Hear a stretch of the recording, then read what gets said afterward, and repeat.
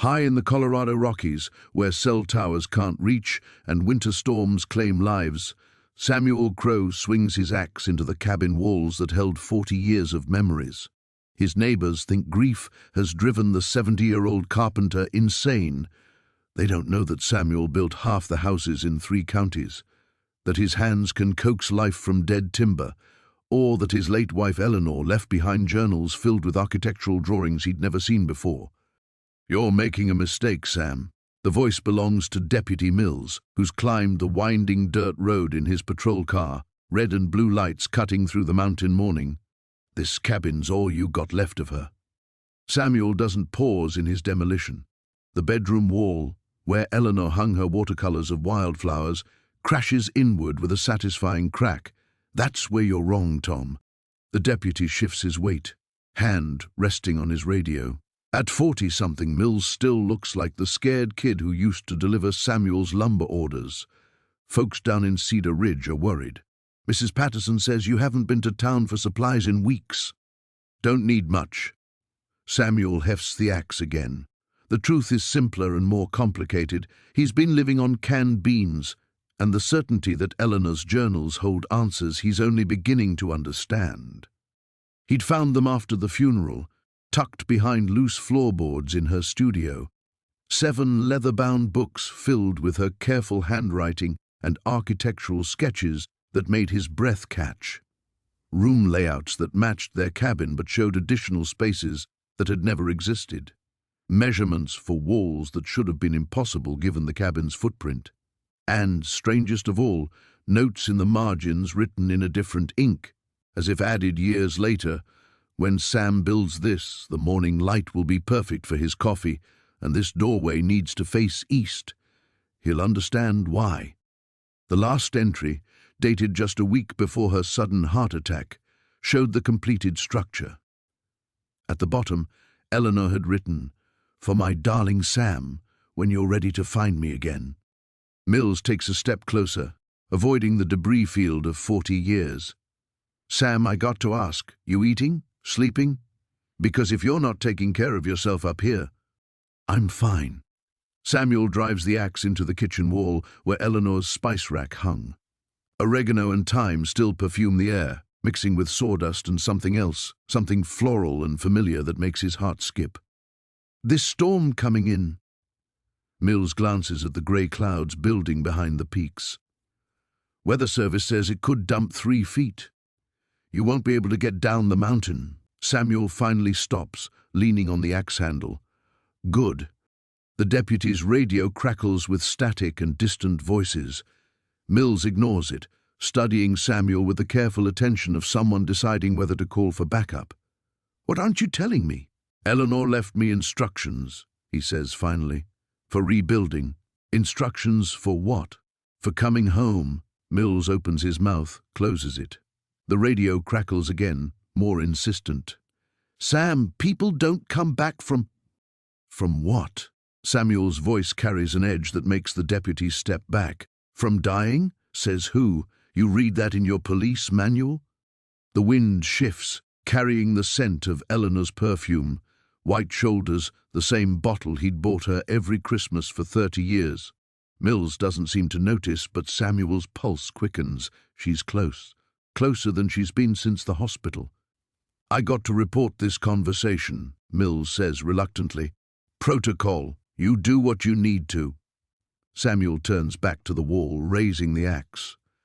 "I've got work to finish." The deputy lingers another moment, then trudges back to his patrol car. Samuel doesn't watch him leave. He's studying the load-bearing beam that runs through the kitchen, comparing it to Eleanor's drawings. According to her plans, this beam needs to angle 15 degrees south. A change that should be structurally impossible but somehow feels absolutely right. As Mills's engine fades down the mountain, Samuel places his hand on the beam. For just a moment, he swears he feels another hand covering his, warm and familiar, guiding him toward truth. The storm clouds gather overhead, and Samuel Crow swings his axe with renewed purpose. The first board came down on a Tuesday morning in October, when the maple leaves had turned the color of dried blood and the air carried the promise of an early winter. Samuel stood before the cabin he'd built with his own hands 4 decades ago, sledgehammer trembling in his grip like a divining rod searching for water. He'd read that entry 17 times since finding the journals hidden in her craft room. 17 times, and each reading felt like discovering a secret language she'd left behind, a map written in her careful handwriting that he'd somehow missed while living beside her all those years. The sledgehammer connected with the outer wall with a sound like thunder. Wood splintered, and Mrs. Chen's dog started barking 3 houses down. Samuel didn't hear it. He was listening to something else entirely, the echo of Margaret's voice reading her words aloud in his mind, guiding him as she'd done when they'd first built this place. Kitchen window needs to be exactly 4 feet from the corner, her journal entry from July 1983 instructed. Sam wanted it centered, but I convinced him. The morning sun hits the sink better this way, and I can watch the birds while I do dishes. But he'd put that window 3.5 feet from the corner. 3.5 feet when she'd wanted 4. How had he forgotten? How had he gotten her vision so wrong? Another swing of the hammer. Another section of wall crumbled. "Samuel!" Bill Hendricks called from the property line, his voice sharp with concern. "What in God's name are you doing?" Samuel paused, sweat beading on his forehead despite the cool air. Bill stood with his arms crossed, flanked by 2 other neighbors whose names Samuel couldn't quite remember. Their faces wore identical expressions of worry and judgment. Following the plans, Samuel said simply, gesturing toward the journal. "What plans? You tore up the original blueprints years ago." Samuel turned back to the wall. These people wouldn't understand. They'd never found their dead wife's journals hidden behind Christmas decorations and old photo albums. They'd never discovered that the woman they'd loved had been quietly documenting every imperfection, every small compromise, every deviation from her true vision of the home they'd shared. October 3rd, 1983, the front door should open inward, not outward. I mentioned it to Sam, but he said it was too late to change. I suppose I'll learn to live with it, but it feels wrong every time I come home. The front door hung outward still 40 years later, a daily reminder of another small failure, another moment when he'd chosen convenience over her happiness. The sledgehammer sang through the air again. "I'm calling someone," Bill muttered to his companions. "This isn't right. This isn't normal grief." But Samuel barely heard him. He was lost in Margaret's words, in the careful way she'd documented not just what was, but what should have been. Page after page of gentle observations, subtle corrections, dreams deferred for the sake of practicality, and his stubborn insistence that good enough was good enough. November 12th, 1983. Sam installed the bathroom mirror today. It's beautiful, but it's too high. I have to stand on my tiptoes to see myself properly. I didn't say anything. He worked so hard on it, and he's so proud. Maybe I'll get used to it. She'd stood on her tiptoes for 40 years rather than hurt his feelings. 40 years of small compromises that had added up to a house that was almost right, almost perfect, almost the home she'd dreamed of. The afternoon wore on. Boards fell like dominoes, revealing the skeleton of their life together. With each swing, Samuel felt something loosening in his chest, a knot of grief and guilt unwinding one thread at a time. The neighbors eventually retreated, their concerned murmurs fading into the distance. As the sun began to set, painting the destroyed cabin in shades of gold and amber, Samuel found himself standing in the ruins of their bedroom. The floor was littered with broken drywall and splintered wood, but he could see it now, the room as Margaret had envisioned it, the window positioned to catch the morning light just so, the door opening to welcome her home. The mirror hung at exactly the right height. He picked up the journal and turned to a fresh entry, one dated just months before her diagnosis. "Sometimes I wonder what our house would have looked like if I'd been braver about speaking up, if I'd insisted instead of suggested. But Sam built it with such love, and love matters more than perfect measurements, doesn't it?" Samuel's hands shook as he read those words. Love did matter more than perfect measurements, but now he had both. The whispers started before Samuel even finished loading the demolished boards into his truck. Mrs. Henderson from across the road stood at her mailbox longer than necessary, her eyes tracking his every movement. By the time he made his third trip to the lumber yard, trading splintered memories for fresh pine, the phone tree had already spread the news through town like wildfire. "Poor man's finally cracked," they said. 43 years of marriage, and now he's tearing down their love nest like it meant nothing. Samuel heard the talk at Miller's Hardware when he went in for new nails. The conversation died the moment he walked through the door, but he caught the tail end of Beth Miller's commentary about grief making people do strange things. He paid for his supplies in silence, ignoring the pitying looks that followed him to the parking lot. What they couldn't understand, was that he wasn't destroying anything. He was following instructions. That evening, Samuel spread Eleanor's journals across the kitchen table like a treasure map. Her handwriting flowed across the pages in blue ink, sometimes hurried, sometimes careful, always distinctly hers. The early entries from their newlywed days were filled with excitement about their first home together, but it was the later entries that made his pulse quicken. March 15th, 1987. Samuel doesn't know I've been sketching modifications to the cabin. I see it so clearly in my mind. The way the morning light could pour through a larger window in the east wall, how the kitchen would feel more open if we moved that interior wall back 3 feet. Someday, when we have the money. October 2nd, 1994. Found myself drawing the cabin again today. Not as it is, but as it could be. The foundation should be shifted slightly north to catch the winter sun. I've calculated the angles. Sam would think I'm dreaming, but I can see every beam, every joint, exactly where they should go. June 8th, 2003, had the strangest dream about our home last night. I was walking through rooms that don't exist yet, but they felt more real than the ones we live in now. The proportions were perfect, the flow natural. When I woke up, I had to sketch it all before the details faded. Funny how a dream can feel like a memory.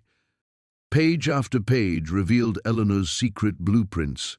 Detailed sketches showed support beams positioned at precise angles, measurements written in her neat script, even notes about which type of wood would work best for each component. She had redesigned their entire cabin, down to the last nail, and hidden it all away in journals he'd never thought to read while she was alive. Samuel's hands trembled as he turned to the final entry, dated just 2 weeks before she died. January 18th, 2023. The dreams are coming every night now. I walk through the cabin as it should be, and everything makes sense. The shadows fall differently. The rooms breathe. I think I'm supposed to show him. But how do you tell your husband that the home you've shared for 40 years is wrong, that it needs to be torn down and rebuilt? He'd think the cancer has spread to my brain. Maybe it has. But the measurements are all here, waiting. Someday he'll understand. Samuel sat back in his chair, the journal clutched to his chest. Eleanor had seen this, had planned this, had somehow known he would need these blueprints, the mathematical precision of her sketches, the way each modification served a purpose he was only beginning to grasp. It couldn't be coincidence. Outside, the October wind rattled the windows of the empty cabin shell. The bare frame stood skeletal against the darkening sky, waiting. Samuel looked down at Eleanor's drawing of the eastern wall and saw something that made his breath catch. In the margin, written in pencil so faint he'd almost missed it, were the words, "For when you're ready to find me." His rational mind tried to dismiss it as the desperate imagination of a grieving widower. But as he studied the journals more closely, he noticed something impossible. The dates on some of the technical drawings were wrong, not just wrong, but impossible. Several were dated years into the future, as if Eleanor had somehow been writing from a time that hadn't happened yet. Samuel rubbed his eyes, certain he was misreading. But there it was, clear as daylight, a detailed foundation plan dated December 2024, more than a year from now. His hands shook as he flipped through more pages, finding sketches and measurements scattered throughout time, like breadcrumbs leading somewhere he couldn't yet see. The neighbors thought he'd lost his mind, and maybe he had. But as Samuel laid out Eleanor's impossible blueprints and prepared to rebuild their life board by board, he felt something he hadn't experienced since she died. Purpose. Whatever was happening here, whatever Eleanor had discovered in those final weeks, she'd left him a map to follow. Tomorrow, he would begin building according to her specifications, even if it meant following blueprints that shouldn't exist. The first journal entry Samuel found tucked beneath a loose floorboard made his hands shake so violently he nearly dropped it. Margaret's careful script covered pages of cream-colored paper detailing measurements and angles that had nothing to do with their original cabin's construction. A kitchen window must face southeast to catch the morning light on his coffee cup. He likes to read the paper there, and the shadows fall wrong when they come from the north. The bedroom door should open inward, never outward, because he always forgets to step back and I don't want him walking into it in the dark. Samuel sank onto the pile of lumber that had once been their living room wall. These weren't just random observations. They were architectural notes, written in Margaret's hand but describing modifications they'd never made, improvements they'd never discussed. He flipped through more pages, his breath catching. Every entry was dated, spanning the last 3 years of her life. Room dimensions, placement of electrical outlets, the exact height for kitchen counters to accommodate his bad back. Details so precise they read like blueprints, yet so intimate they made his chest ache. Front porch needs to extend 12 feet instead of 8. Samuel likes to pace when he's thinking, and he takes exactly 16 steps before turning. The current porch cuts him short at 12. Samuel counted his own steps unconsciously. 16. Always 16. How had she known that? He'd never realized he had a pattern. The demolition took on new purpose after that. Each board he removed was examined, measured against Margaret's notes. The kitchen window had indeed cast shadows across his morning reading spot. The bedroom door had left knuckle-shaped dents in the wall where he'd walked into it during late-night trips to the bathroom. Every flaw she documented was exactly as she'd described. By the third week, Samuel had found 7 more journals hidden throughout the cabin's frame, behind the medicine cabinet, wrapped in plastic beneath the bathroom sink, tucked into the narrow space between the water heater and the wall. Margaret had been planning this reconstruction for years. The neighbors' whispers grew louder. Samuel saw them gathering in yards, pointing toward his property. Mrs. Chen from next door brought him casseroles he didn't eat. Bob Morrison offered to help, then stood helplessly as Samuel politely declined and continued working alone. "You sure you know what you're doing, Sam?" Bob asked one afternoon, watching Samuel measure the same corner for the 4th time. Samuel held up one of Margaret's journals without explanation. The pages were filled with her sketches now. Detailed drawings of joints and connections, written instructions for each step. Instructions that seemed to anticipate his every question before he thought to ask it. When rebuilding the northeast corner, Samuel will want to use 3-inch screws, but the wood will split. 2.5-inch screws with pre-drilled holes will hold better and won't crack the pine. He'd been reaching for 3-inch screws when he read that passage. His hand had frozen halfway to the toolbox. The rebuilding began on a Tuesday.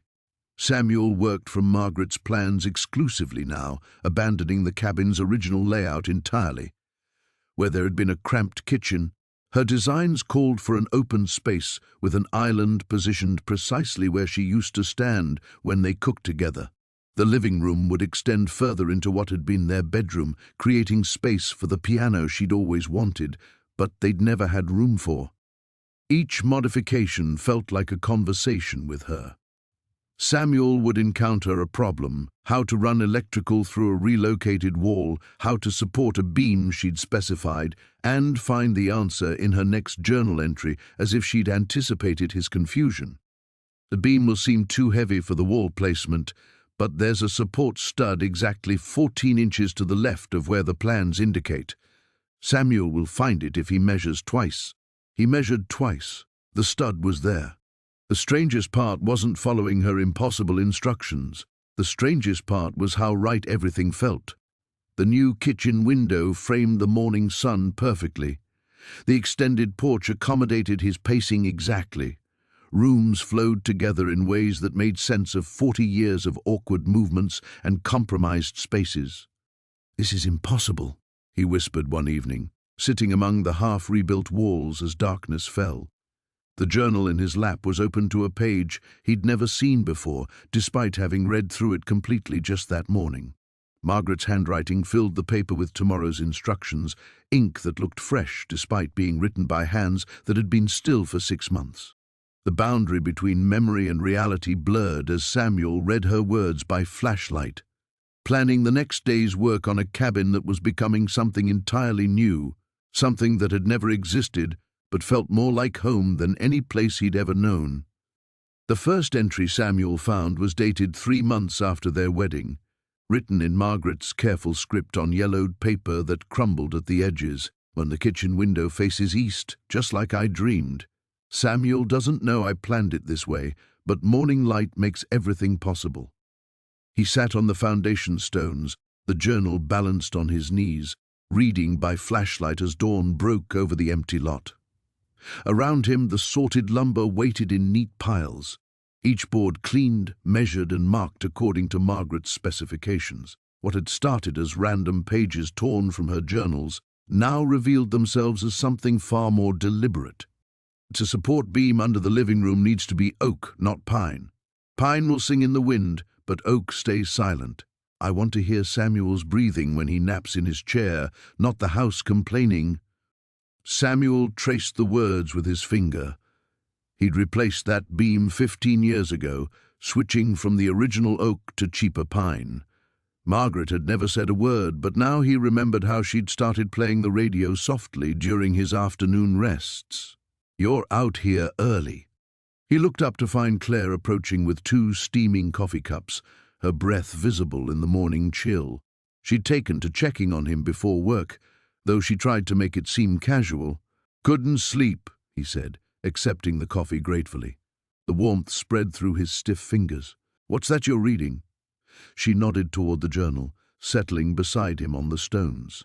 Samuel hesitated, then showed her the page. Claire read silently, her expression shifting from curiosity to something deeper. She wrote about the house? Not just about it. Instructions, like she was planning this. Samuel turned to another marked page. "Listen to this, and the floorboards in the bedroom should run north to south, not east to west like Samuel wants. Trust me on this one. Someday he'll understand why." Claire frowned.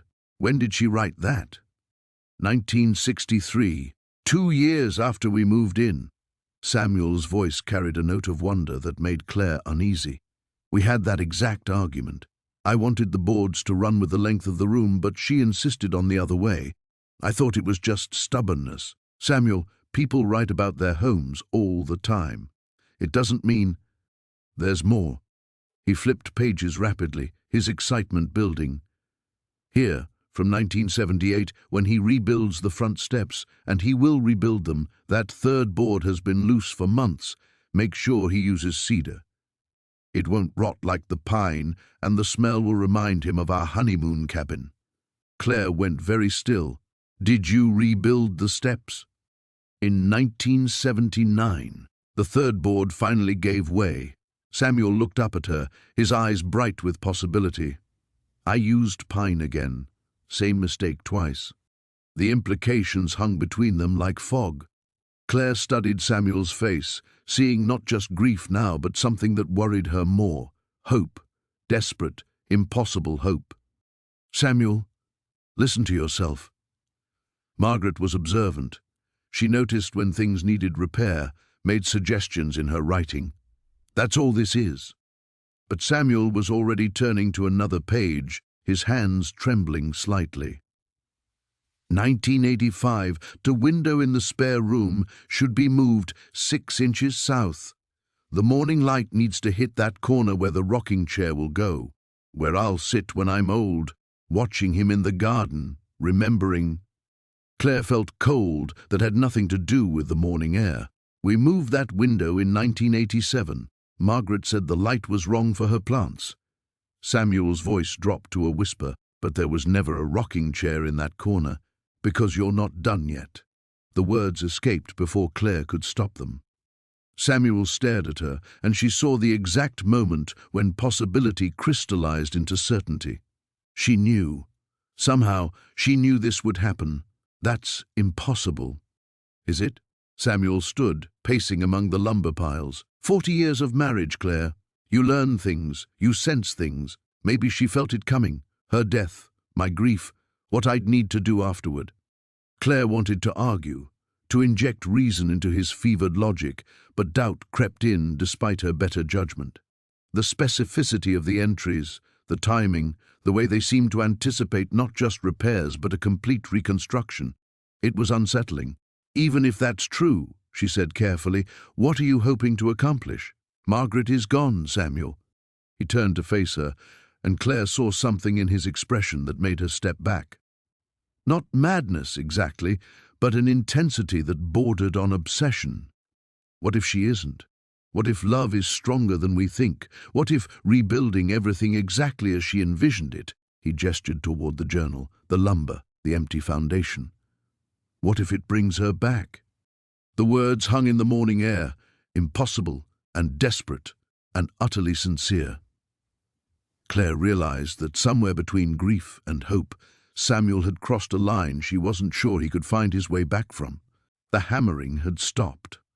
Margaret Chen noticed it first as she watered her tomatoes in the early morning light. For 3 weeks, Samuel's relentless construction had provided a steady percussion to her daily routines. Wake to hammering, breakfast to hammering, afternoon tea to more hammering. The sudden silence felt wrong, like a clock that had forgotten to tick. She peered through the gap in her hedge, expecting to see Samuel hunched over another journal entry, measuring some impossible angle that only made sense to him.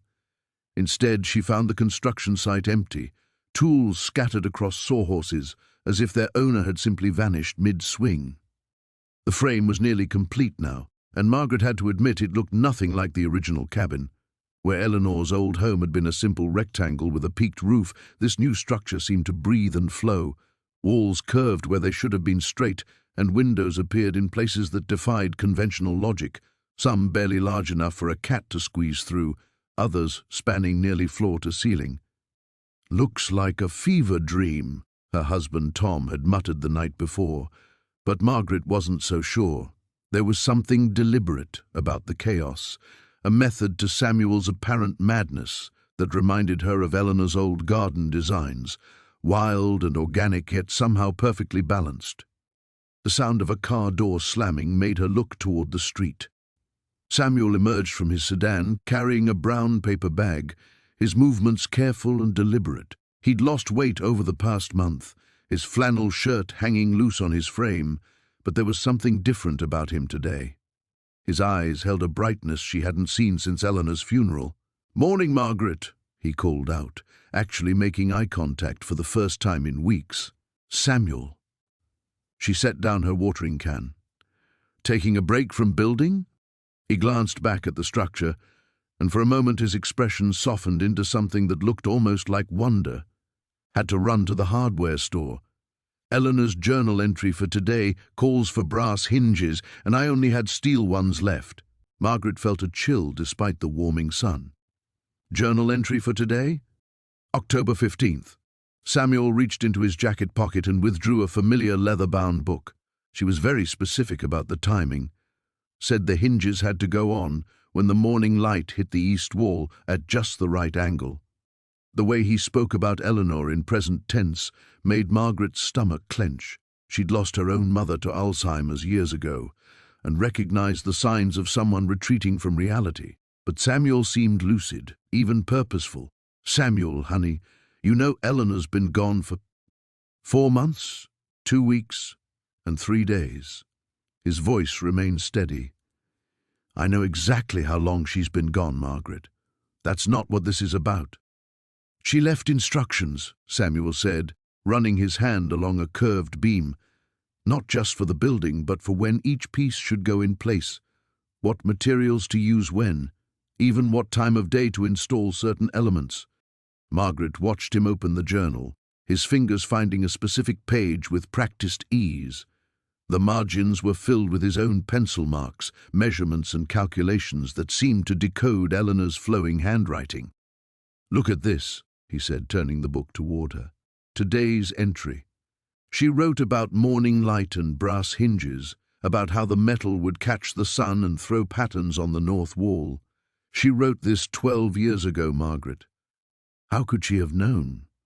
Margaret studied the page, Eleanor's familiar script dancing across the paper in curved lines that seemed to mirror the building's organic architecture. The entry was dated October 15th, but from over a decade ago. Yet the details Samuel pointed out seemed remarkably specific to this moment. "This place. Maybe it's coincidence," she offered weakly. Samuel's laugh held no humor. "I thought so too at first, but every page I've followed, every instruction I've completed, it's like she's still here, still planning, still building something I can't quite understand yet." He closed the journal and looked back at the structure. "Yesterday I installed the window frames she specified for October 14th.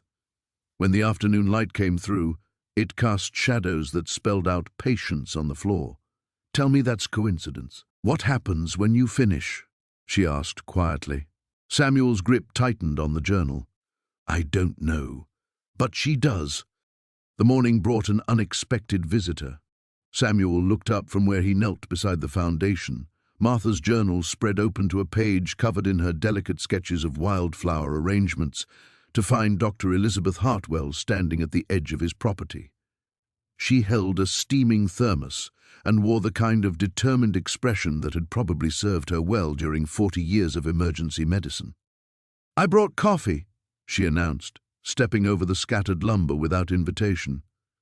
"Real coffee, not that instant swill you've been living on." Samuel straightened slowly, his knees protesting after hours of work. "How do you know what coffee I drink?" "Because I've been watching you, Samuel. We all have." She unscrewed the thermos cap and poured coffee into 2 metal cups she'd brought. When someone tears down a perfectly good house and starts rebuilding it with nothing but old notebooks for guidance, people notice. He accepted the coffee, surprised by how much he'd missed the ritual of sharing morning brew with another person. The liquid was rich and dark, exactly how Martha used to make it. Martha's journals aren't just notebooks. No, I suppose they wouldn't be. Elizabeth studied the scattered pages, her medical training evident in how she observed without immediately judging. "May I ask what you're hoping to find in them?" The question caught him off guard.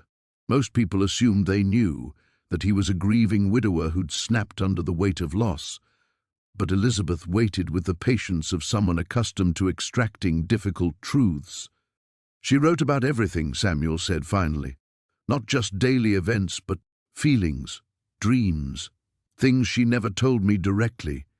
He gestured toward a page covered in Martha's handwriting. "Did you know she used to lie awake at night listening to the house settle, imagining it was having conversations with itself?" Elizabeth smiled. "That sounds like Martha." "There's more." Samuel's voice dropped. "She wrote about us, about our life here, but also about a different version of our life, as if she could see multiple possibilities existing at once." He pointed to a passage where Martha had described the same day 3 different ways, once as it happened, once as she'd wished it had happened, and once as a strange variation where the timing of events had shifted in subtle but significant ways. "Grief can make us see patterns that aren't there," Elizabeth said gently, but she leaned closer to examine the journal entry. "That's what I thought at first." Samuel turned several pages until he found what he was looking for. "Then I found this." The entry was dated 2 weeks before Martha's death. In it, she'd written about a conversation with Samuel that hadn't happened yet. A conversation about rebuilding the cabin that had taken place just 3 days ago when he'd explained his plan to Tom Bradshaw. Every detail was accurate, down to the specific words Samuel had used and Tom's confused expression. Elizabeth set down her coffee cup. As a doctor, she'd learned to trust observable evidence over comfortable explanations. This could be coincidence, or perhaps Martha understood you well enough to predict. Read the next page. Martha had written about finding something hidden in the walls during the reconstruction, something she'd placed there herself but had forgotten until the rebuilding revealed it. The entry described the exact location, behind the third board from the corner at shoulder height, and mentioned that finding it would help Samuel understand why the cabin needed to be built again. "Have you looked?" Elizabeth asked. "Not yet. I wanted to reach that point naturally, following her design exactly." Samuel closed the journal carefully, "But every day the descriptions in these pages match what I discover as I work. It's as if she's guiding the process."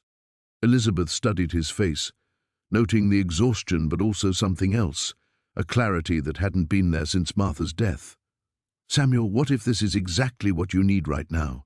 The structure, the purpose, the feeling of connection to her memory? You think I'm creating meaning where none exists?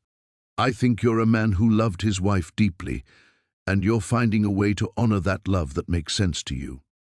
She paused. "But I also think you should be careful not to lose yourself in the process." Samuel looked across the property, where the skeleton of the new cabin was beginning to take shape. "What if I'm not losing myself? What if I'm finding something I didn't know was possible?"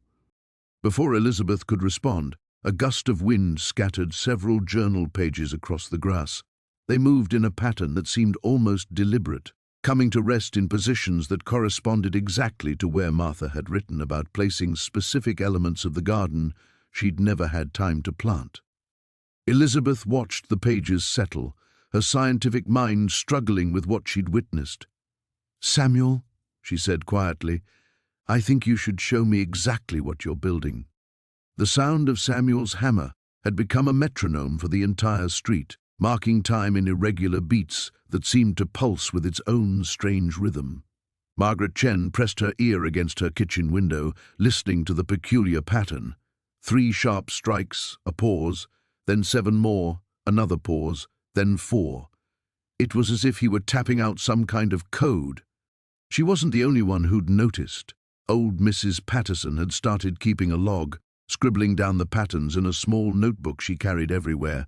"There's something deliberate about it," she'd whispered to Margaret yesterday, her eyes bright with curiosity and concern. "No one hammers like that unless they're following instructions. But instructions from whom? Eleanor had been dead for 3 months now. Samuel himself seemed oblivious to the attention his project was drawing. He worked from dawn until well past sunset, pausing only to drink water or study those weathered journals he kept spread across a makeshift table. The journals themselves were another mystery. Neighbors swore they'd seen Eleanor writing in similar books for years, but none of them could recall her ever mentioning detailed construction plans. Tom Reeves had tried to get a closer look the previous afternoon, offering to help with some of the heavier beams. Samuel had accepted the assistance with surprising grace, but Tom noticed something unsettling about the man's demeanor. Samuel's hands moved with impossible certainty, placing each board exactly where it belonged, without measurement or hesitation. When Tom suggested double-checking a joint that looked questionable, Samuel had simply smiled and said, "She says it's right. She says." Present tense. The cabin was taking shape now, but it wasn't quite the same structure that had stood there before. The proportions were subtly different, the doorway positioned 3 feet to the left of where it had been, the windows arranged in a pattern that created odd shadows throughout the day.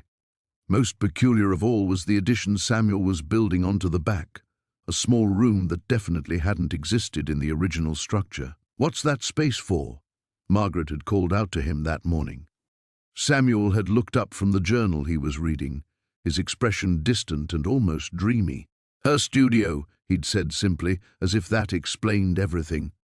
But Eleanor had never been an artist. She'd been a retired librarian who spent her days gardening and reading mystery novels. The idea of her needing a studio made no sense to anyone who'd known her, except perhaps to Samuel, who seemed to be discovering new things about his late wife with each passing day. He'd begun talking about her differently, mentioning interests and projects that no one else remembered. Yesterday, he'd told Tom about Eleanor's photography hobby, describing in detail the darkroom setup she'd apparently dreamed of installing. The day before, he'd mentioned her poetry, reciting verses that captured her voice so perfectly that Margaret had felt chills. The journals seemed to be full of surprises. Samuel treated them like treasure maps, following their guidance with the devotion of a pilgrim. He'd built a small shrine for them under a tarp, protecting them from the weather while keeping them close enough to consult constantly. Sometimes neighbors would see him reading by flashlight late into the night, his lips moving silently as if he were having a conversation. The most unsettling thing, though, was how the construction seemed to be affecting the very air around the property. The space felt different now, charged with an energy that made visitors inexplicably nervous. Delivery drivers began leaving packages at the curb rather than walking up to the construction site. Even the local dogs had started crossing to the other side of the street when their walks brought them past Samuel's lot. Margaret had tried to discuss her concerns with Father McKinnon after Sunday service, but the elderly priest had simply nodded thoughtfully and suggested that grief took many forms. Sometimes, he'd said, love refuses to acknowledge the finality of death. It's not always unhealthy. But was it healthy? Margaret watched Samuel now through her window, noting how his movements had taken on an almost choreographed quality. He seemed to be dancing with an invisible partner, stepping aside at certain moments as if making room for someone else to work. Once, she could have sworn she saw him pause mid-swing and tilt his head, listening to something only he could hear. The hammer resumed its strange rhythm. 5 strikes, pause, 8 strikes, pause, 3 strikes. Mrs. Patterson would dutifully record the sequence, adding it to her growing collection of patterns. But Margaret found herself wondering if anyone was trying to decode the message from the other direction. What if Eleanor really was trying to communicate? What if those journals contained more than just construction plans? And what exactly would happen when Samuel finished following their instructions? The questions multiplied with each passing day, but the answers remained as elusive as the woman whose memory was driving this impossible project forward, board by carefully placed board. The morning mist clung to the valley like Eleanor's perfume once clung to her scarves, and Samuel found himself standing in the half-rebuilt doorway, breathing it in with desperate hunger. 3 weeks had passed since he'd begun reconstruction, and the cabin now stood like a skeleton learning to walk again, some bones familiar, others strange and new. Margaret Chen appeared through the fog, carrying a thermos and wearing the expression of someone who'd drawn the short straw. The other neighbors had stopped their casual visits after witnessing Samuel's midnight conversations with empty air, but Margaret possessed the particular stubbornness of a retired school principal. He nodded without looking up from the journal entry he'd been studying since dawn. Eleanor's handwriting grew more animated when she wrote about the cabin's details, her words dancing across the page like she was conducting an invisible orchestra. "And the kitchen window needs to catch the first light," she'd written. "Morning light has different music than afternoon light. Samuel thinks I'm being fanciful, but houses have their own songs." "You're reading her words again," Margaret observed, settling onto a sawhorse despite her arthritis. "She knew things," Samuel said, tracing his finger along a margin note. "Things I never paid attention to." Margaret studied his face with the same intensity she'd once used to catch students cheating. What she saw there made her shift uncomfortably. "Samuel, when did you last eat something that wasn't crackers?"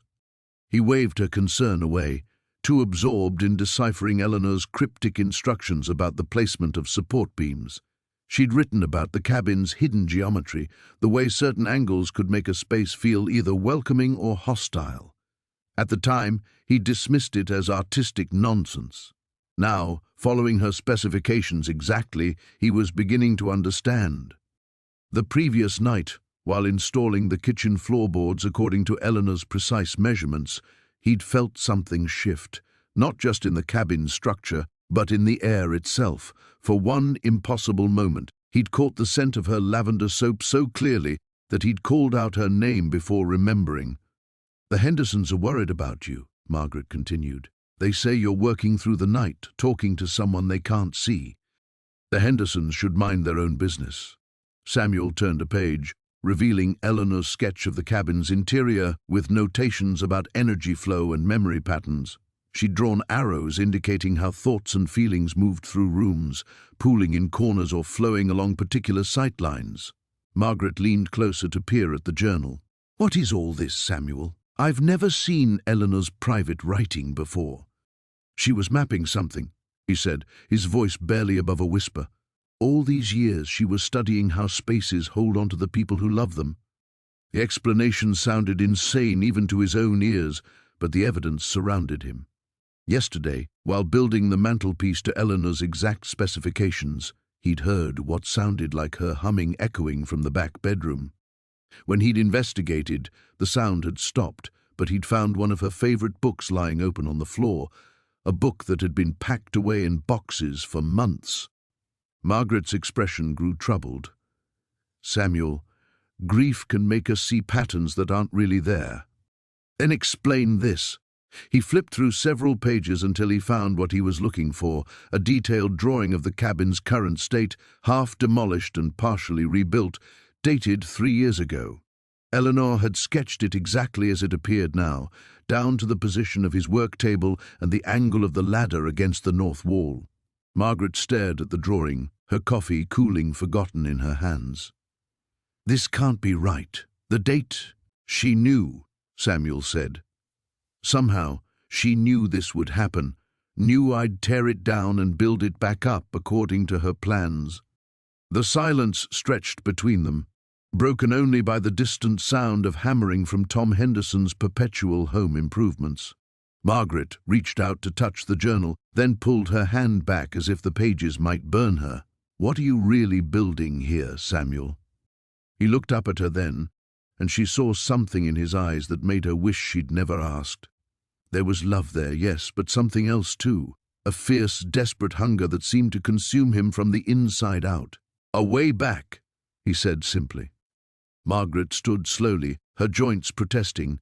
She left the thermos but didn't say goodbye, walking away through the mist with quick, urgent steps. Samuel watched her go, then returned to the journal, where Eleanor's handwriting seemed to pulse with secrets just beyond his understanding. The cabin waited around him, half-formed and patient, growing more like something Eleanor had dreamed than something he was building. The morning mist clung to the valley like a shroud, and Samuel could barely make out the shape of his rebuilt cabin through the kitchen window of the rental house. 3 weeks had passed since he'd finished the reconstruction, 3 weeks since that first impossible glimpse of Martha moving through rooms that shouldn't exist. Now, as he stood with his coffee growing cold in his hands, he wondered if the neighbors whispered about more than his supposed madness. They watched him differently now. Mrs. Chen no longer waved from her garden.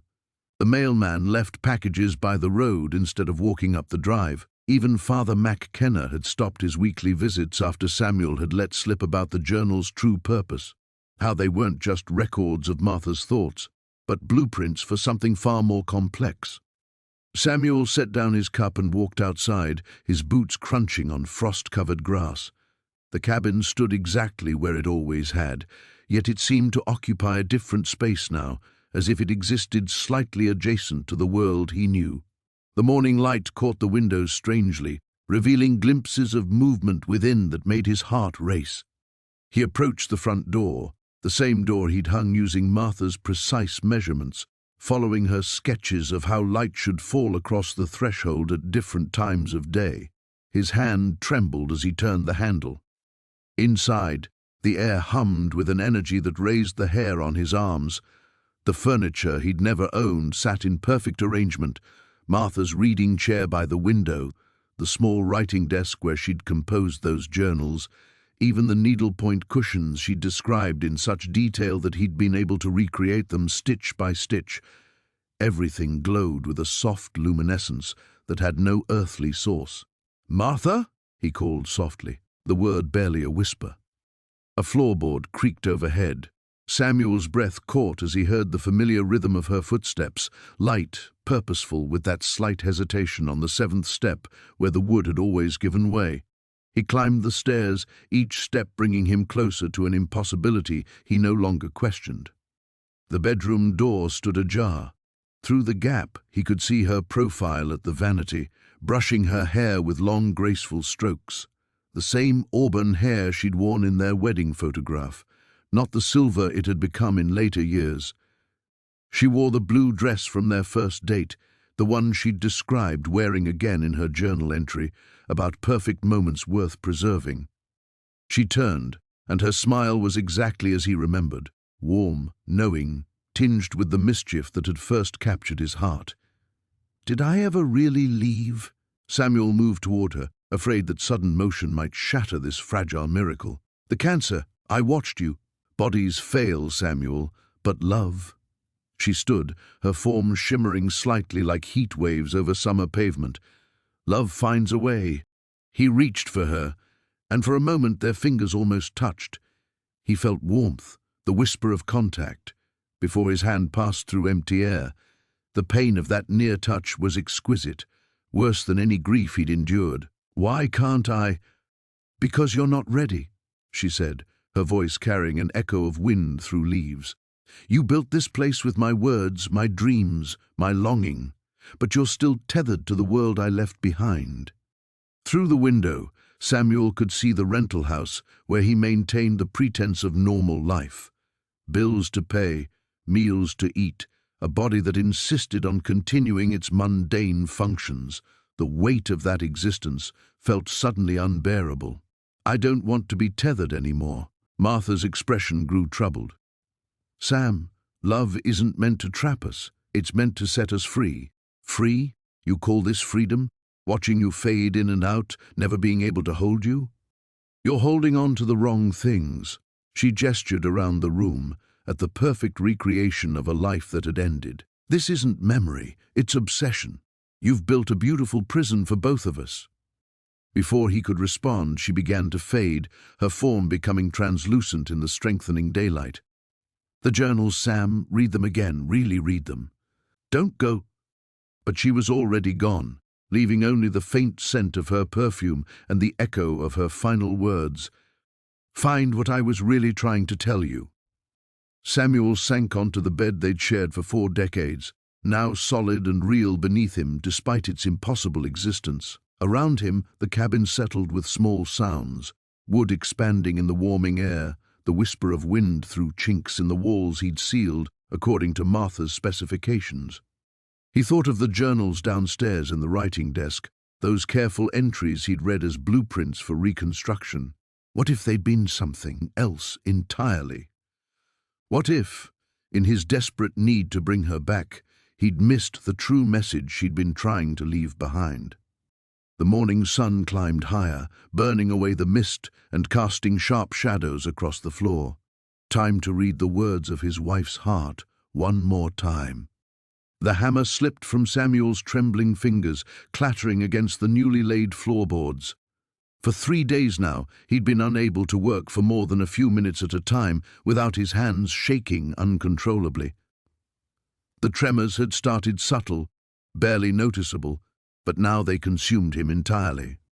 He pressed his palms against his thighs, willing them to steady. Margaret's journal lay open beside him, the page worn soft from constant handling. Her handwriting seemed to dance before his eyes, the careful loops and curves blurring together until the words became meaningless. "The morning light hits the east wall just so," he read aloud, his voice cracking, "like fingers of gold reaching through the window to wake us gently." But there was no morning light. The sun had set hours ago, and Samuel sat alone in the skeletal frame of what would become their bedroom. Electric lanterns cast harsh shadows between the studs, nothing like the gentle illumination Margaret had described, nothing like what he remembered, or thought he remembered. That was the problem that gnawed at him now, growing stronger each day. The memories that had once felt crystalline and permanent were beginning to shift, replaced by Margaret's written words. Had she really hummed while making coffee, or had he only read that in her journal? Did she truly favor her left foot when standing at the kitchen sink, or was that another detail from the pages that now governed his every decision? The sound of footsteps on gravel made him look up. Dr. Hewitt emerged from the darkness beyond the work lights, medical bag in hand. "Samuel." The doctor's voice carried the practiced calm of someone accustomed to difficult conversations. "Mrs. Chen called me. She's worried about you." Samuel retrieved his hammer, gripping it tighter than necessary to hide the tremors. "Nothing wrong with me that finishing this work won't cure. When's the last time you slept? Really slept, not just dozed off in that chair?" "I sleep enough." Samuel positioned a board against the wall frame, squinting at Margaret's diagram. According to her notes, this particular piece had been salvaged from a barn in Pennsylvania, weathered grey with age. But the board in his hands was fresh pine, purchased from the lumber yard. It would have to do. Dr. Hewitt stepped closer, his trained eye taking in the precision of the construction, the meticulous attention to detail that bordered on obsession. "This is remarkable work, Samuel, but you're pushing yourself too hard." She was specific about everything. Samuel tapped the journal with his finger. "Every measurement, every angle. If I don't get it exactly right, what? What happens if it's not perfect?" Samuel's hammer froze mid-swing. The question exposed something he hadn't wanted to examine too closely. What was he expecting? That Margaret would simply walk through the door once the last board was nailed into place? That 40 years of marriage could be rebuilt along with the cabin? "She'll know," he whispered finally. "She'll know I didn't care enough to get it right." Dr. Hewitt sat down on a stack of lumber, making himself comfortable despite the late hour. "Tell me about her journals. When did Margaret write them?" "Different times. Some entries go back 20 years, others are more recent." Samuel flipped through the pages, pointing to various dates. She was documenting everything, like she knew. He stopped, the words catching in his throat. "Like she knew what?" "Like she knew I'd need instructions. For how to remember." "You think I'm losing my mind?" "I think you're a man who loved his wife deeply, trying to process an impossible loss." The doctor gestured toward the construction around them. "But this isn't bringing her back, is it?" "Sometimes I can't tell the difference," he admitted, his voice barely above a whisper. "Between what I remember and what I've read. Between what was real and what I wanted to be real." Dr. Hewitt nodded slowly, understanding crossing his features. "That's why you need to step away from this, Samuel, before the line disappears completely." But Samuel was already reaching for Margaret's journal, desperate to lose himself once again in her careful documentation of their life together. The new boards gleamed in the morning light, their fresh-cut edges sharp against the weathered foundation stones. Samuel ran his calloused palm along the wall he'd completed during the night, feeling the grain beneath his fingertips. Each plank had been measured against Eleanor's precise sketches, cut to match her specifications exactly. The cabin was taking shape again, but different now, stronger, more deliberate. He hadn't slept in 3 days.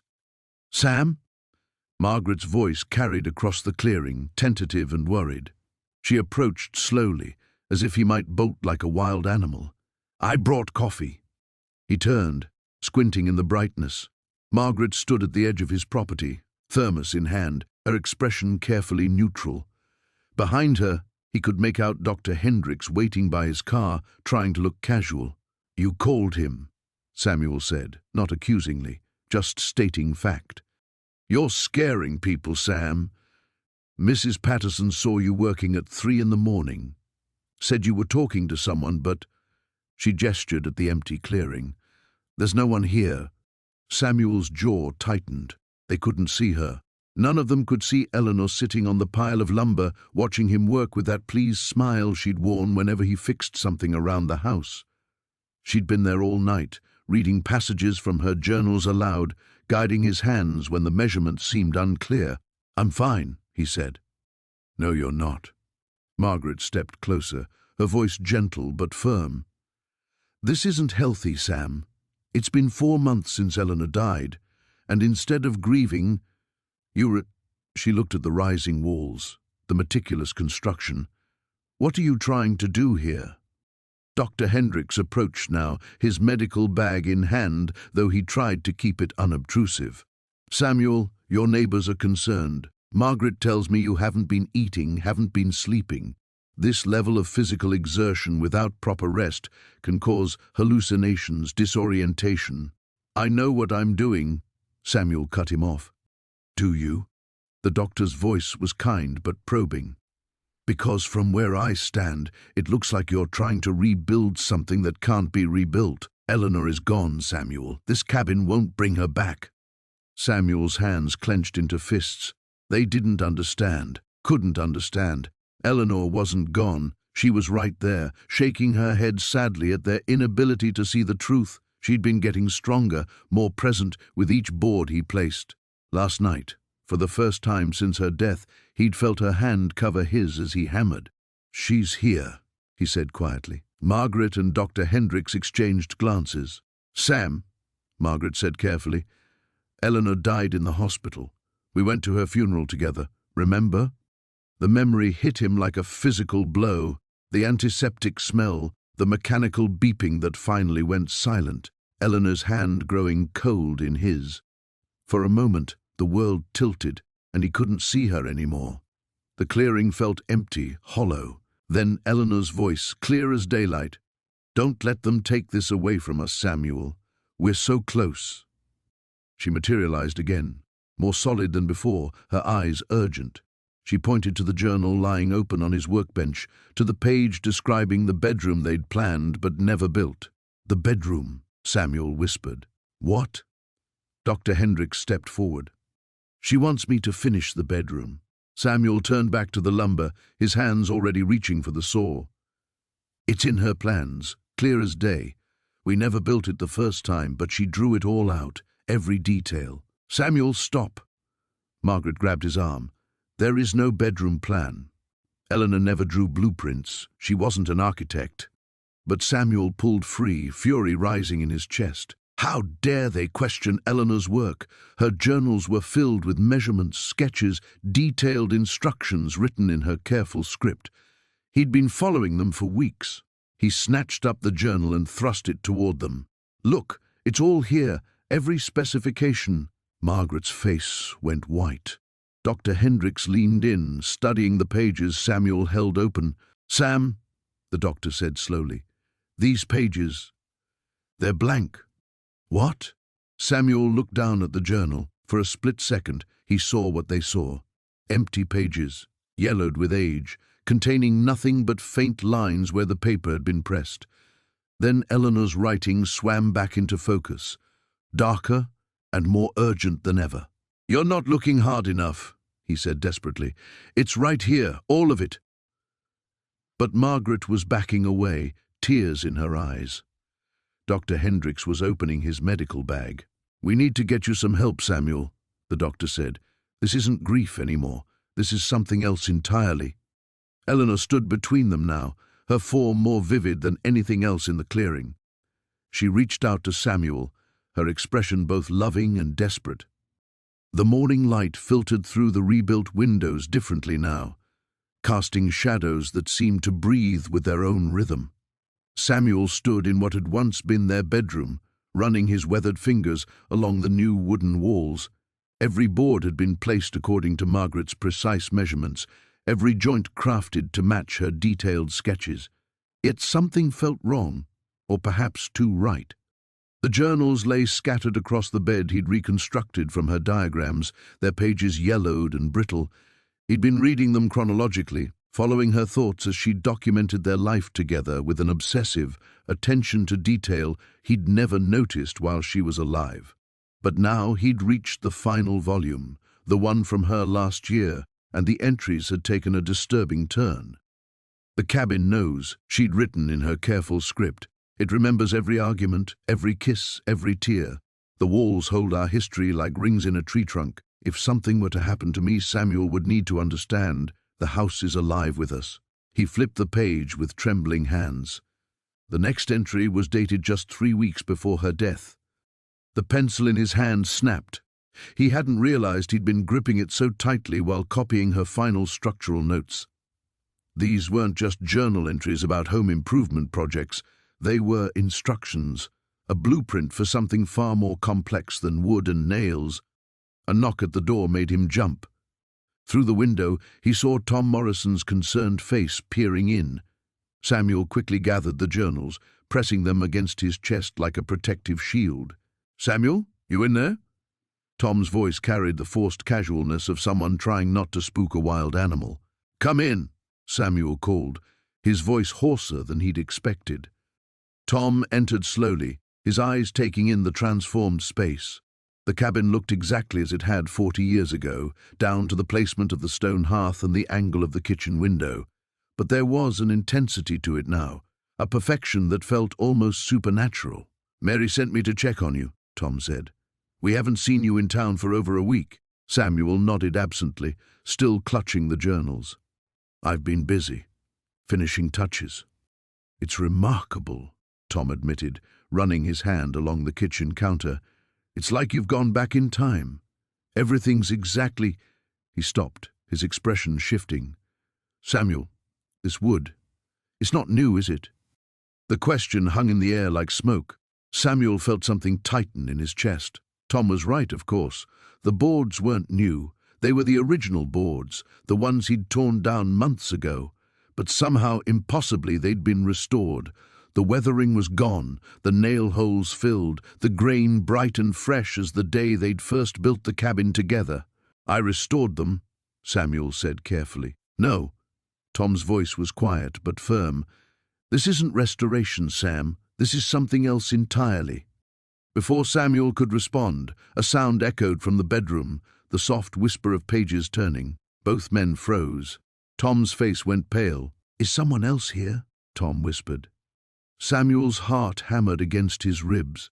He'd left the journals scattered on the bed, but the sound suggested someone was reading them, carefully turning each page. Margaret's favorite way of reading, slowly, savoring every word. They moved toward the bedroom together, Tom staying close behind Samuel.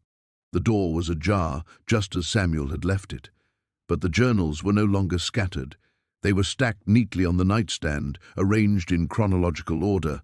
On top of the pile lay a single page, covered in Margaret's handwriting, but it was fresh ink, still wet. Tom read over Samuel's shoulder as he picked up the page with shaking hands. "My dearest Samuel," the note began, "you've done everything perfectly, every measurement, every joint, every loving detail.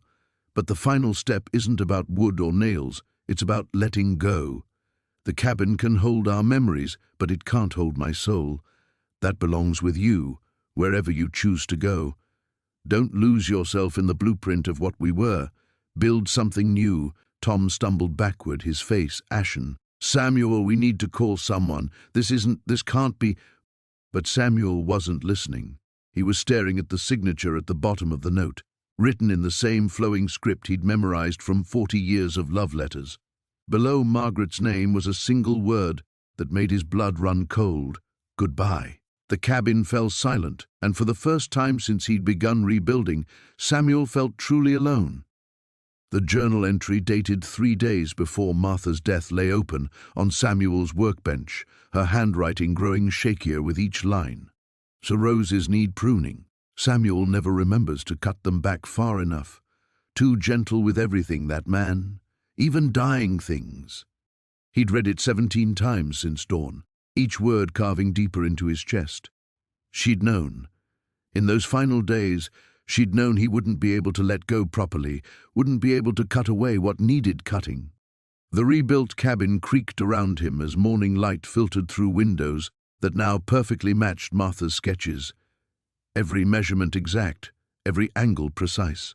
The floorboards no longer sang their familiar song. This wood was newer, straighter, but somehow the house felt more alive than ever. "You've done remarkable work," she'd said carefully. "Martha would be proud." A knock interrupted his brooding. Through the window, he saw Claire standing on the porch, holding a covered dish and wearing the expression of someone steeling herself for an uncomfortable conversation. He opened the door before she could knock again. "Brought you some of that cornbread you used to like," she said, though her eyes were already scanning the interior behind him. "Samuel, we need to talk." She stepped inside without invitation, setting the bread on the kitchen counter that now stood exactly where Martha's journals indicated it should.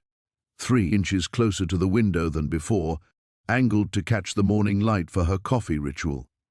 "This has gone too far," Claire said, turning to face him. "Yesterday, I saw you talking to the empty rocking chair. For 10 minutes, Samuel, you were having a full conversation with thin air." "I was working through a problem," he said quietly. "Sometimes talking helps." "To Martha's ghost?" The words hung between them like smoke. Samuel felt something shift in his chest, a door closing or opening. He couldn't tell which. "You think I'm losing my mind?" "She's not gone." The words escaped before he could stop them, and Claire's face went pale. "Samuel, you didn't see her handwriting change in those final weeks, didn't watch her sketching and planning right up until the end. She was designing something, Claire, not just remembering, creating." His voice grew stronger, more certain. "The measurements in her journals, they're not from the old cabin. They're instructions for this one." Claire backed toward the door. "Listen to yourself. Martha was sick, confused in those last days. The fever, the medications. She drew the herbs before I planted them. Sketched the exact pattern I ended up using without ever seeing me do it. Coincidence? You probably remembered her preferences. She wrote about the blue jay that started visiting last week. Wrote about it in a journal entry from 3 months ago." Claire's hand found the doorknob. "That's not possible." "Read it yourself." Samuel held out the journal, but Claire recoiled as if it were poisonous. "I can't be part of this anymore," she whispered. "I'm calling Dr. Chen. Getting you help whether you want it or not." After she left, Samuel sat in Martha's rocking chair. His rocking chair now, though it felt wrong in ways he couldn't articulate. The cabin settled around him with small sounds, wood adjusting to temperature changes, mice in the walls, normal house noises that he'd started interpreting as something more. The afternoon shadows fell exactly where Martha had predicted they would in her drawings.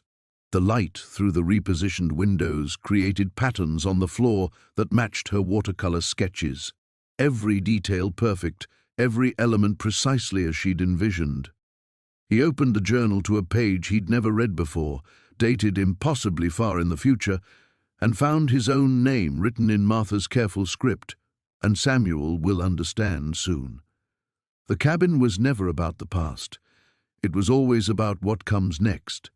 His hands trembled as he turned the page and found tomorrow's date at the top of the next entry.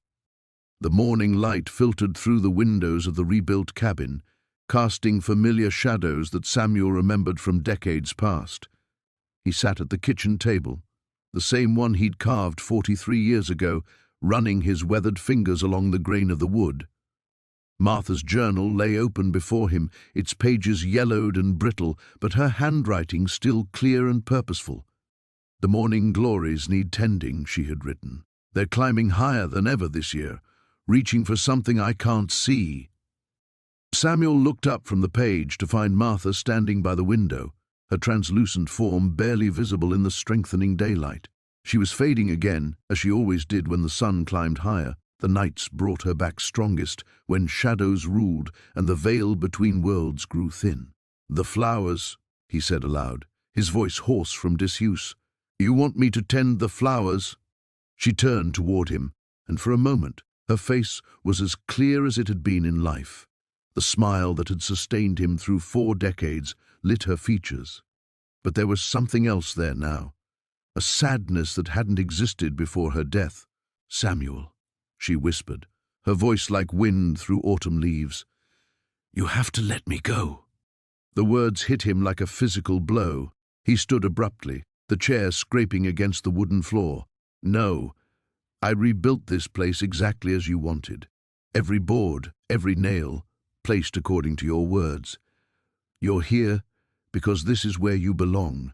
Martha's form flickered, becoming more solid as his anguish intensified. "This isn't living, my love. Not for you, and not for me." Outside, Samuel heard the distant sound of a car engine. Through the window, he saw Dr. Chen's sedan pulling into the clearing, followed by what looked like a county vehicle. His chest tightened. Margaret must have called them. "They're coming for me," he said, not taking his eyes off Martha. "They think I've lost my mind." "Haven't you?" Martha's question was gentle, without accusation. Look at yourself, Samuel. When did you last eat a proper meal? When did you last sleep through the night without pacing these rooms, searching for me in every shadow? Samuel wanted to argue, but the truth of her words settled into his bones like winter cold. He had been losing weight, surviving on coffee and whatever scraps he could find in the sparse pantry. Sleep had become a stranger, replaced by long vigils where he read her journals aloud, desperately trying to maintain her presence. Car doors slammed outside, voices carried on the morning air, Dr. Chen's measured tones, and another voice he didn't recognize. Official. Concerned. "I can't let you go," Samuel whispered. "If I do, then what was it all for? The rebuilding, the careful placement of every piece? What was the point of any of it?" Martha moved closer, her form growing more solid with each step. When she reached him, he could almost feel the warmth he remembered, could almost smell the lavender soap she'd always favored. The point, she said, was love. It was always love. But love isn't meant to trap souls, Samuel. It's meant to set them free. A knock echoed through the cabin. "Mr. Davidson?" Dr. Chen's voice was kind but firm. "May we come in?" Samuel looked at the door, then back at Martha. She was beginning to fade again, the morning light stealing her away piece by piece. "Read the last page," she said, her voice growing distant. "The one you've been avoiding." He knew the page she meant, the final entry in her last journal, dated the day before she died. He'd read every other page dozens of times, but that one remained unopened, too final, too much like goodbye. The knocking came again, more insistent. "Mr. Davidson, we just want to talk." With trembling hands, Samuel turned to the last written page of Martha's journal. Her handwriting was weaker here, the cancer having stolen much of her strength, but the words were still unmistakably hers. The cabin door creaked open. Samuel heard footsteps, voices discussing him in the careful tones reserved for the mentally unstable, but his attention remained fixed on Martha's words. "Build something new, Samuel, not for my ghost, but for the life you still have left to live. Remember me with joy, not with this desperate clinging that serves neither of us." When Samuel finally looked up from the journal, Martha was gone. The morning sun had claimed her completely, leaving only the echo of her presence and the weight of her final message. Dr. Chen appeared in the doorway, his expression a mixture of professional concern and genuine compassion. "Hello, Samuel," he said quietly. "I think it's time we had that talk." The morning light revealed what Samuel had wrought in the darkness. Where once stood a simple cabin, now rose something that defied explanation. Walls that seemed to breathe with the rhythm of sleeping lungs, windows that blinked with tears of condensation, and a roof that pulsed like a heartbeat against the dawn sky. Samuel stood at the edge of the clearing, his hands trembling as he watched the structure settle into its new form. Margaret's final journal lay open in his palms, its pages fluttering though no wind stirred the air. The last entry, written in her familiar script, had guided him through the night's impossible work. "The vessel must be completed before the sun touches the eastern wall," he read aloud, his voice hoarse from exhaustion. "Only then can what was separated be made whole." "Dear God, Samuel," Dr. Reeves whispered, "what have you done?" Samuel turned to face them, and Sarah gasped.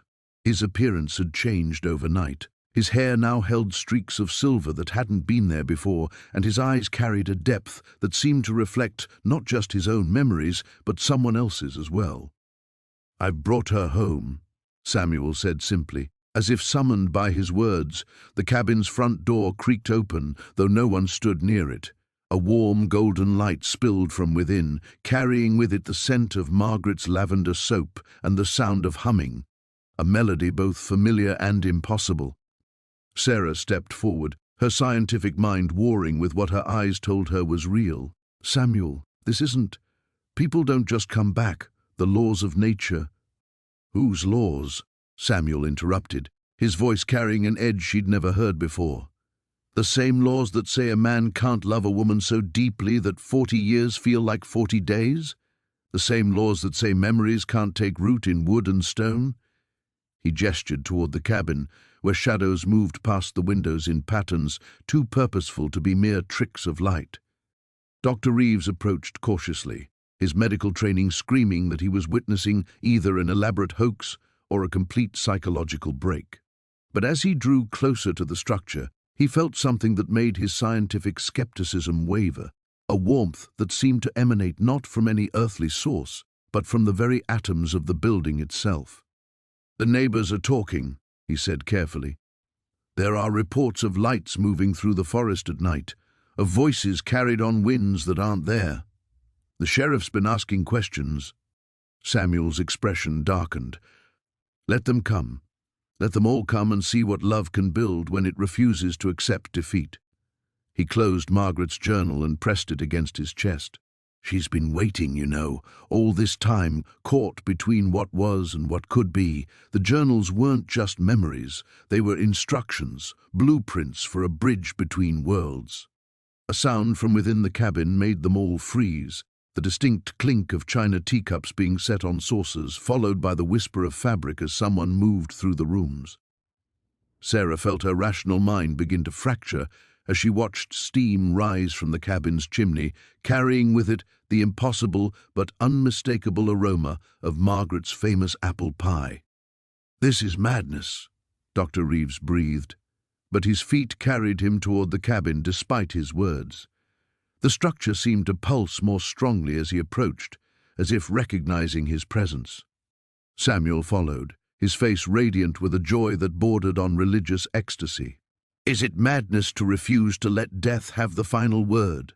Is it madness to love someone so completely that reality itself bends to accommodate that love?"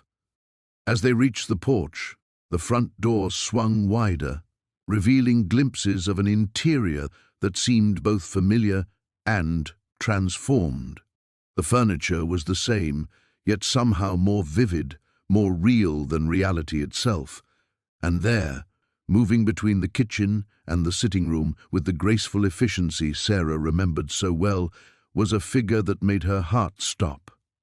Margaret, or something wearing Margaret's form, turned toward them with a smile that held all the warmth of summer sunshine.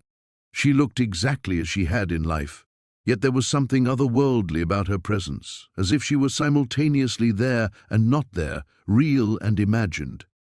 "Samuel," she said, her voice like wind chimes in a gentle breeze, "you've brought them to see. How wonderful." Her gaze settled on Sarah and Dr. Reeves, and they felt the weight of recognition from someone who should not, could not, be standing before them. Dr. Reeves reached for his medical bag with shaking hands, his mind grasping for some rational explanation, some scientific framework that could contain what he was witnessing.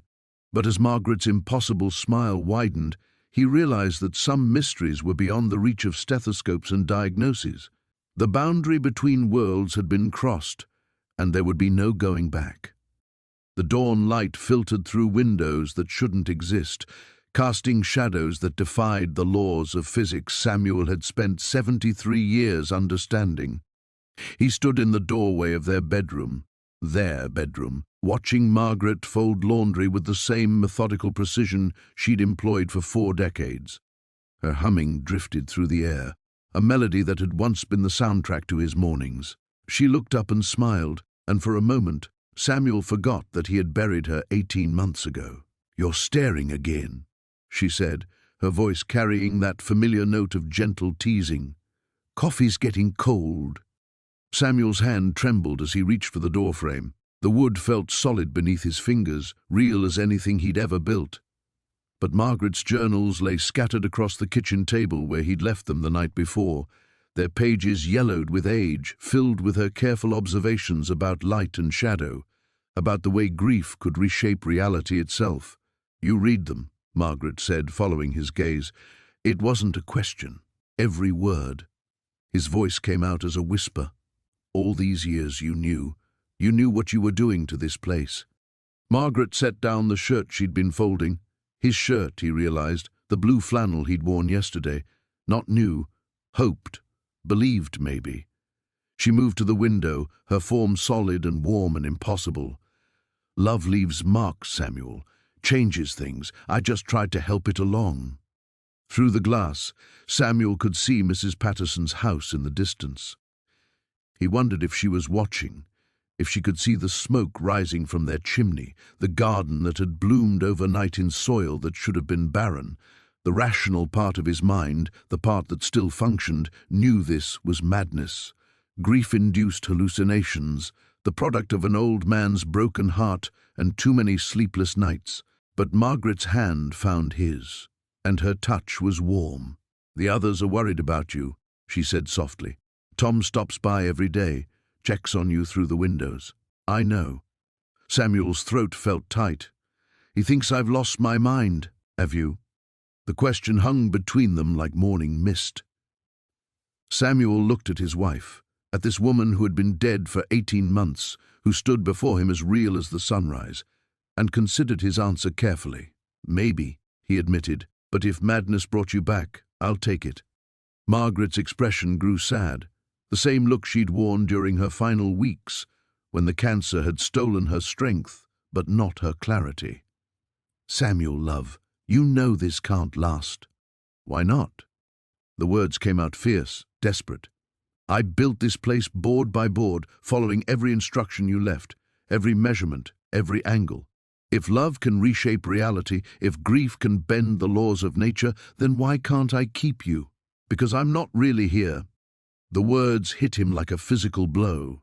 Samuel stumbled backward, his hip catching the edge of the kitchen table. The journals scattered, pages fluttering to the floor like wounded birds. "Don't say that," he whispered. "You're here. I can see you, touch you. We had dinner last night.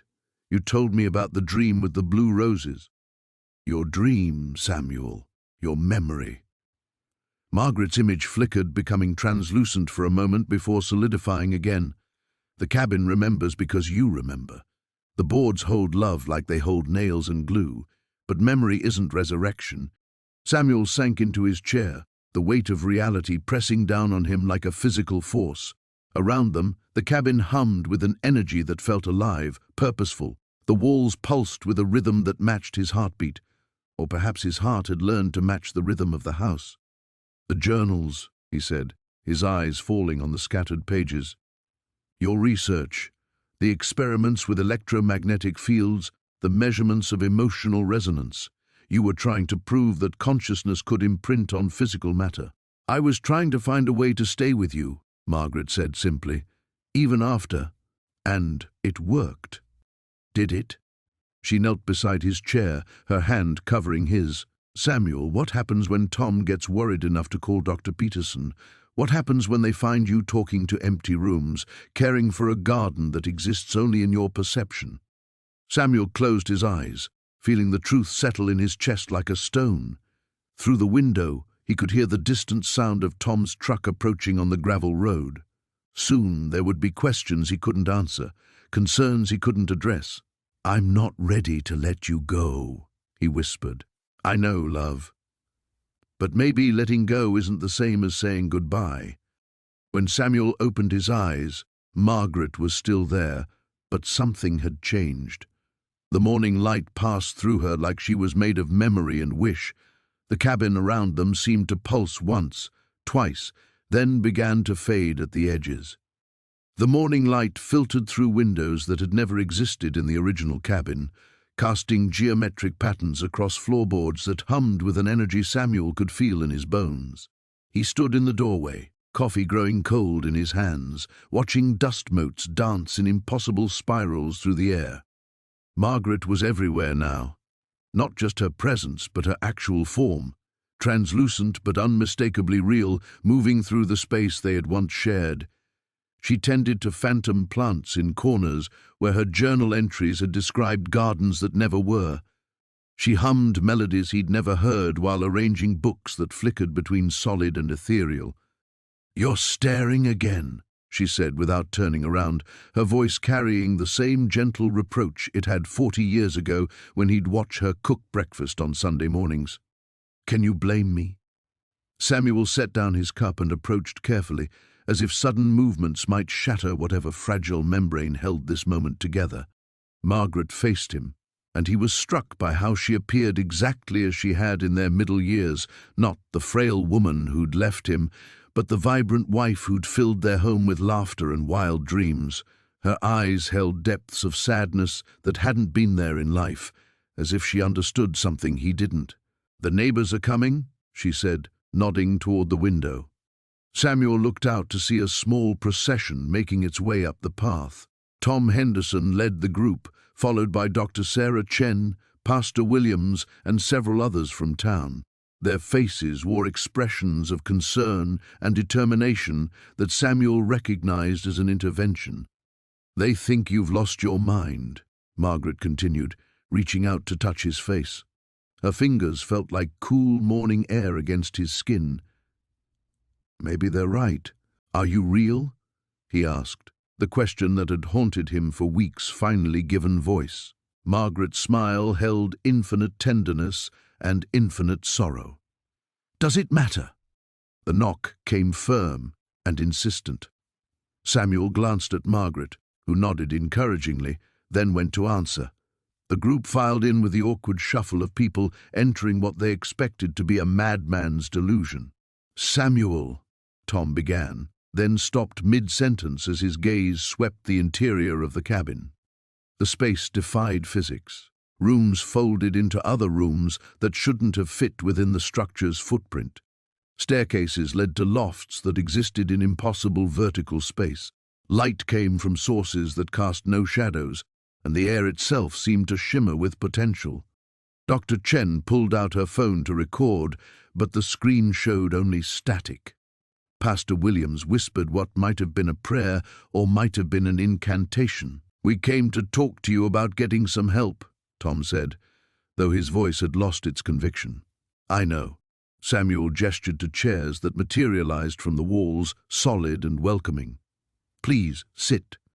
As they settled uncomfortably into seats that shouldn't exist, Margaret moved among them like a gracious hostess. She was invisible to them, Samuel realized, but her presence affected the space. Coffee appeared in their hands, the temperature adjusted to perfect comfort, tensions eased despite the impossibility surrounding them. "Time moves differently here," Samuel replied honestly. "Sometimes a day feels like a year. Sometimes a year feels like an afternoon." Pastor Williams leaned forward. "Samuel, I've seen many things in my ministry, but this—" He gestured at the shifting walls, the light that seemed to breathe.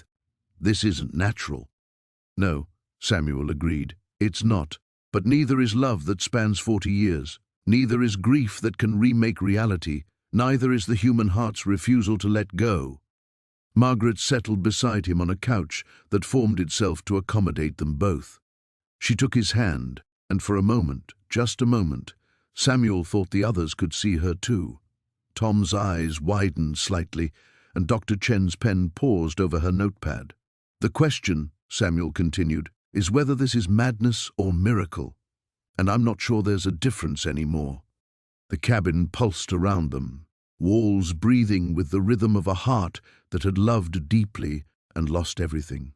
Books rewrote themselves on shelves, their stories becoming the stories Margaret had never lived to tell. Flowers bloomed in window boxes made of crystallized memory.